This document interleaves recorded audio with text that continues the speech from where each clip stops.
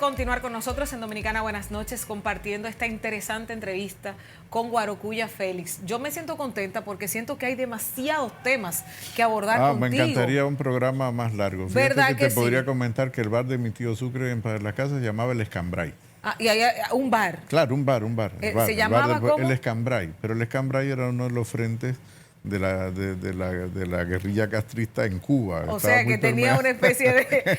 Estaba muy permeado por lo que ocurría una bodeguita en la del política. medio aquí, pero ya con Bueno, no era exactamente una bodeguita del medio, era un bar de pueblo, pero con el nombre de la sierra del Escambray, que era uno de los frentes. Imagínate, de verdad Claro. que hay por todos lados una tijerita donde cortar algún personaje de historia. Sí, no, y mi tío Manuel, por ejemplo, luego fue de los fundadores del Partido de la Liberación Dominicana en la provincia de Azua, que era hermano de mi papá y de mis tíos. Claro. Bueno, mi abuelo paterno tuvo 38 hijos. Ajá. Claro, y esto O sea, el mismo que estaba en contra de tu papá. No, ese es el papá de mi papá. Ese es el papá de tu papá. Exactamente. Okay. Sí. Pero el otro tuvo 38 hijos. Óyeme, pero una familia rendida, ¿eh? Es una familia muy larga. Con eso te da para los votos que tendríamos ahora, los nietos y demás te dan para los votos. No es suficiente, pero un gran apoyo de la familia siempre es importante. Habría que empezar haciendo la campaña Claro. en la familia. Claro. Guarocuya, ¿por qué quieres ser senador del Distrito Nacional? Fíjate, yo pienso que todas las personas que militan en una organización política, pero no solo desde una organización política, sino incluso en algún tipo de organización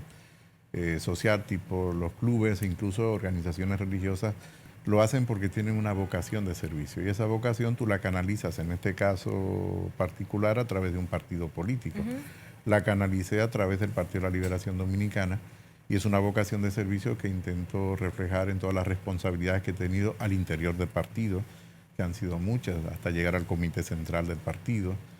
Soy subsecretario de Relaciones Internacionales del partido, he sido secretario general de Direcciones Medias, me tocó formar el partido en Barcelona, luego dirigí Madrid, aquí soy miembro de un intermedio, Julio Méndez B1.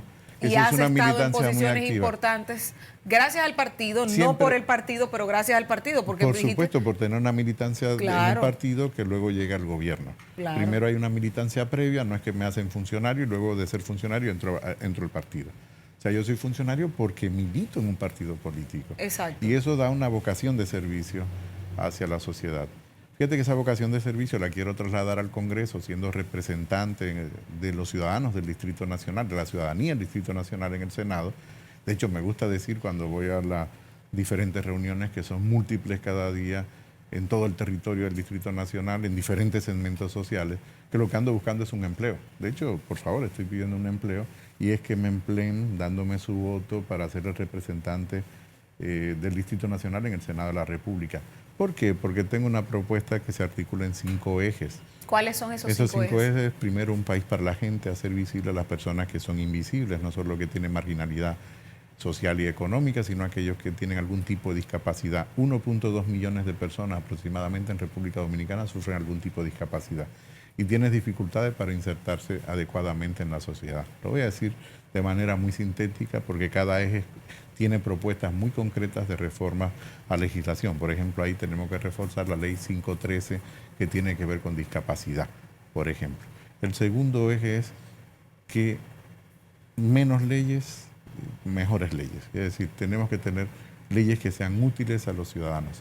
El tercer eje habla de que tenemos que ir más allá de la macroeconomía, es decir, son las personas las que importan. Si bien es cierto que es condición necesaria, pero no suficiente para lograr desarrollo, es condición necesaria tener crecimiento económico, tener estabilidad macroeconómica. Creo que hemos aprendido en República Dominicana, no solo el Partido de la Liberación Dominicana, sino los dominicanos a valorar la estabilidad macroeconómica, pero eso es una condición, como digo, necesaria, pero no suficiente. Nueva Zelanda, por ejemplo, acaba de cambiar la forma de medir el bienestar de las personas y yo creo que hay que ser, como decía Octavio Paz, originales copiando bien. El cuarto eje es que todos somos iguales ante la ley. Es verdad que hay algunos que somos más iguales que otros. Eso quiere decir que tenemos que hacer un gran esfuerzo para mejorar el tratamiento que tienen las personas en determinadas situaciones difíciles que pueden verse en problemas con la ley. Algo que ocurre muy frecuentemente, lo hemos visto en Villa Vázquez recientemente, que es algo muy deplorable que organismos de seguridad tengan un comportamiento como el que han tenido y tratando de inculpar jóvenes probablemente que son inocentes. Entonces eso troncha el futuro de los jóvenes en los barrios de la República Dominicana.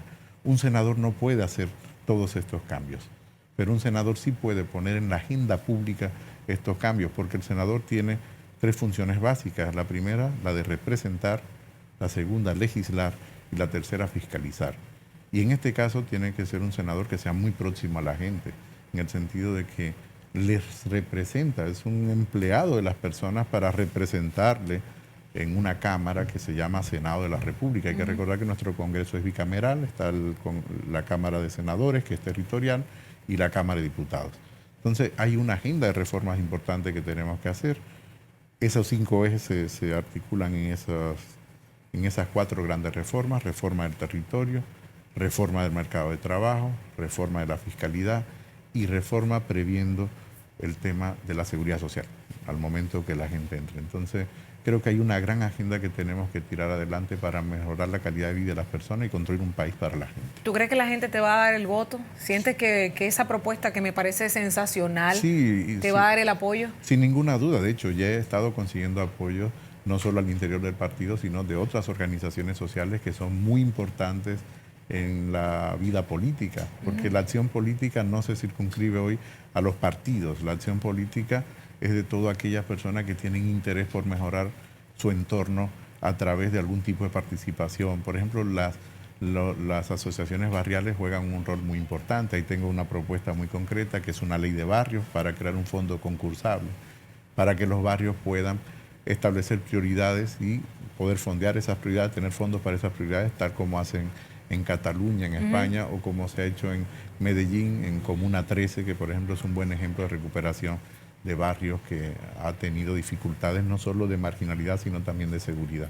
Claro. Guarocuya, hace un tiempo leía o recordaba a alguien que mencionaba que a ti te gusta viajar en clase económica y hacer tus filas. Bueno, no es que me gusta, yo soy un ciudadano normal, común y corriente, sí, pero solo tengo un empleo. Siendo, por ejemplo, director general de impuestos internos, entiendo que es una función... Pero piensa que los recursos son del públicos, sí, no son míos. Pero no te da cierto nivel para viajar en clase de business. Yo creo que hay que respetar primera clase. Hay que respetar las personas. A mí me gusta mucho citar a Antanas Mockus, senador actual de Colombia, que fue 2 veces alcalde de Bogotá, fue candidato presidencial. O sea, cuando tú cuando viajas viajo normal. En clase económica. Bueno, es lo que puedo pagar, porque sí. no puedo pagar. Y cuando son temas de trabajo, que el trabajo también, te manda. También, porque no te corresponde por la función, por ejemplo, ahora como el director Pero es dinero público. Hay que ser muy respetuoso. Y te decía lo de Antanas Mockus, porque para Antanas Mockus los recursos públicos son sagrados. Y yo tengo la misma filosofía en Antanas Mockus. Los recursos públicos son sagrados, son de las personas que están aquí detrás de cámara. Entonces tú tienes que ser respetuoso porque tú le sirves al público, claro. No te sirves del público. Y el caso, por ejemplo, de las filas y la distinción, porque como funcionario también hay un salón para embajadores o figuras, otras cosas. Te ven haciendo las filas, o sea... Bueno, pero es que yo trato de hacer una vida normal porque piensa que son empleos transitorios. Y luego tú dejas la función pública y que vuelve a ser un ciudadano. Siempre he pensado que como responsable en alguna función pública, mi servicio está para el ciudadano y me sitúo para cuando vuelva a ser ciudadano. Por lo tanto, lo más importante es tener ciudadanía, no es... La función pública es muy transitoria, es además un privilegio servirle al público, porque los demás son los que permiten que tú puedas servirle. Es al revés. Yo creo que en eso tenemos que hacer mucha educación, mucha pedagogía en el país. De hecho, la candidatura se basa en 10 puntos que son fundamentales en lo que llamamos un plan de austeridad. No, es una forma de vida. Una filosofía de vida. Es una filosofía de vida normal, porque decía Tony Yolo, un historiador ido a destiempo, murió relativamente joven, uno de los grandes historiadores de finales del siglo XX, que ser coherente es aspirar que los demás vivan como tú vives. Ser realista es entender que eso no es posible. Entonces quiere decir que eso corresponde ya luego al ámbito individual de cada quien. Pero sí creo que tiene que haber coherencia entre lo que piensas, entre lo que dices y lo que haces. Entonces, esa es la parte probablemente más difícil en política, ¿no? De la acción política. Dentro de los puestos que has ocupado, a niveles de los cargos como funcionario, superintendente de valores, director de impuestos internos, administrador del Banco Nacional de las Exportaciones, que es lo que estás ejerciendo ahora, el tema de la dirección de la Oficina Nacional de Planificación y demás, ¿qué cambios significativos entiendes que dejaste? Tal vez alguno en general o en alguna de estas instituciones que digas, mira, esto... No, bueno, yo te diría que en planificación, porque el momento que correspondió Era un momento de necesidad de cambios en el país. Fue luego de la crisis de los bancos en el año 2004 y participé muy activamente en toda la parte de estabilización de la economía y reformas institucionales. Probablemente de las reformas que más impacto tienen en este momento es la Estrategia Nacional de Desarrollo, pero también de la oficina de ONAPLAN, pero con el apoyo del secretario técnico de la presidencia de ese momento, que era el ingeniero Temístocles Montaz, que fue, la verdad, un secretario muy activo y que tuvo una visión estratégica importante para poder estabilizar la economía. Pudimos modificar 16 legislaciones diferentes e impactar la propia Constitución. Cambios importantes es la creación de la Estrategia Nacional de Desarrollo, pero se modificó la ley de presupuesto, la ley de control público, la ley de compras y contrataciones, la ley de Contraloría, modificamos la Cámara de Cuentas. Y así una impronta interesante. Así hasta 16 leyes diferentes. Claro. Modificamos el secretariado técnico, se creó el Ministerio de Economía, que me tocó bautizarle. Ahí en eso me acompañó el senador Charly Mariotti, que fue muy activo como contraparte en el Senado y con quien me une una gran amistad y mucho respeto.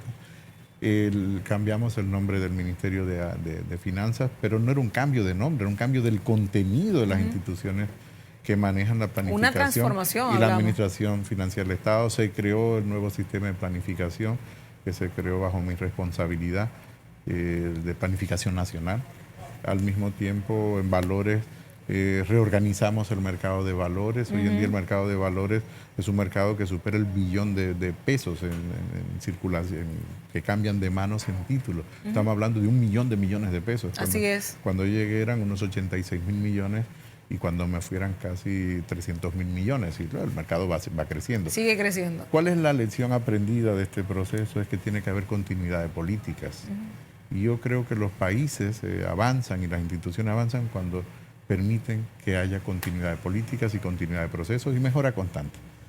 Te repetía lo de Octavio Paz, hay que ser originales copiando bien.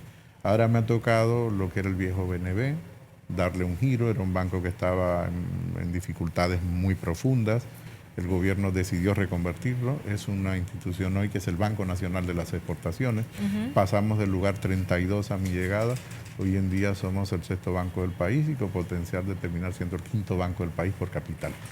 Quiere decir que lo que toca es transformarlo y hacerlo con responsabilidad, y es la confianza que te otorgan los ciudadanos a los partidos políticos. Tú sabes que tengo que decirle al público que yo conocí a Guarocuya de fotos en instituciones. Este fue el superintendente de valores, cuando iba a alguna de las instituciones donde él ha estado como director, pero también en las fotos. Puedo decir, la introducción de los primeros impuestos verdes, fuimos de los pioneros en la región. Impuestos verdes. Impuestos verdes, sí. Entonces, esas son de la historia de su legado en las instituciones que ha estado. Pero yo, aparte de los medios de comunicación, de las informaciones que uno daba, etcétera, etcétera, me tocó conocerlo personalmente en un almuerzo con un amigo, un sancocho riquísimo que hace en una oficina de un amigo, Carlos Segura Foster, en el Banco Agrícola, otro hombre bastante... Es un hombre extraordinario de quien ha aprendido mucho. Demasiado buena gente. Un hombre con una honestidad. Totalmente, y un hombre que viene desde sus cimientos muy, pero muy honestos. Y ahí se dio en algún momento de la conversación de ese almuerzo mencionar el panegírico que leyera Joaquín Balaguer en el funeral en el féretro de Trujillo. De Trujillo. Sí, yo recuerdo con memoria fotográfica cómo tú te sabes eso o parte de eso. Bueno, no me lo sé completo, pero forma parte de la historia. Sí, Balaguer, tú me pudieras hacer un pedacito como tú lo hiciste ahí. Pero fíjate que el panegírico lo que hace Balaguer es una crítica precisamente al dictador que ya estaba en el féretro en ese momento y si bien reconocía los aportes que tenía, pero en el fondo cuando tú lees el panegírico y lo descompones es una crítica. Una crítica en ese momento. ¿Te acuerdas de algún pedacito que pudieras compartir como lo hizo Balaguer? Fíjate que no lo recuerdo en su totalidad. Pero un pedacito, qué sé yo. Diría, como es aquí, hoy yace ese roble milenario. No lo quieres doblar como lo hacía Balaguer. Que eso fue lo más... Yo me prometo volver a mí mismo al programa y entonces hacemos un programa más divertido. Pero le voy a decir que él lo hizo prácticamente. Yo decía, pero es la voz de Balaguer. No sé si es timidez que tiene Guarocuya hoy con nosotros. No, yo no te diría que es timidez. Lo que pasa es que yo creo que tenemos que tener otro contexto para nosotros poder entonces imitar algunas voces, ¿no? Ajá. Si podemos imitar. Bueno, pues ese va a ser parte de la tarea. Eso Ahora, es la tarea. quiero que tú invites, Guarocuya, en la parte final del programa contigo aquí, a la gente, a que te conozca un poquito más, que se acerque a ti y que te dé el voto de confianza para que seas el senador Sí, del al final distrito. lo que estoy pidiendo es un empleo. Es como si tuviera una pancarta. Por favor, les pido un empleo. Quiero ser tu representante en el Distrito Nacional. Quiero representarte en el Senado de la República, porque tenemos que hacer reformas importantes que puedan mejorar la calidad de vida de las personas. En definitiva, de construir un país para la gente. De verdad que muchísimas Yo gracias. quiero que me permitas aprovechar para saludar a un grupo de amigos que son sordos. Hola, soy Guarocuya, trabajemos juntos. Pero qué interesante. El lenguaje de señas es parte de lo que decías. El lenguaje de señas es parte de lo que nosotros tenemos que hacer de uso común en las instituciones para la inclusión de las personas. Bueno, pues te voy a decir algo. Yo me dijeron que era en la defensa civil, creo, que te dan, te enseñan, no recuerdo cuál es la institución ahora, pero me estaban averiguando en la oficina, porque yo quiero aprender el lenguaje de señas. No, el Ministerio de Educación tiene algunos programas para aprender. Me dijeron inclusive que era gratuito. Que sí, así es. Que es gratuito, tenemos o sea, para que ustedes sepan. Y para que todo el mundo pueda. Eso que él acaba de hacer, espero yo poder hacerlo en algún momento. ¿Cómo era que tú decías? Trabajemos juntos. Trabajemos juntos. Sí. Bueno, pues, señores, y cuando gracias. me vaya a saludar, puedo decir esto. Hola. Eso quiere decir Guarocuya. Ah, Guarocuya. Cuando tú veas esto es Guarocuya. De verdad que muchísimas gracias, Guarocuya. No, gracias a ti. Me he sentido muy complacida, muy contenta de tenerte aquí en este programa y sobre todo conocer este ser humano que de verdad merece el voto de confianza de nosotros, conocerlo un poquito más, Muchas investigar gracias. Cuáles han sido sus funciones, poner su nombre en Google y empiecen a revisar su historial. Se van a dar cuenta de que hay mucho material ahí y que sé que sería un muy buen aporte para nuestro Congreso. Nuestro cariño, nuestro respeto y sobre todo muchísimo éxito, porque sé que de llegar a ser el senador del Distrito Nacional vas a hacer una muy buena representación. Muchas gracias. Trabajemos juntos. Señores, gracias a ustedes también por habernos acompañado en este programa especial, como siempre hecho con el corazón para todos ustedes. Nos reencontramos en una próxima entrega, semana siguiente, aquí en Dominicana. Buenas noches.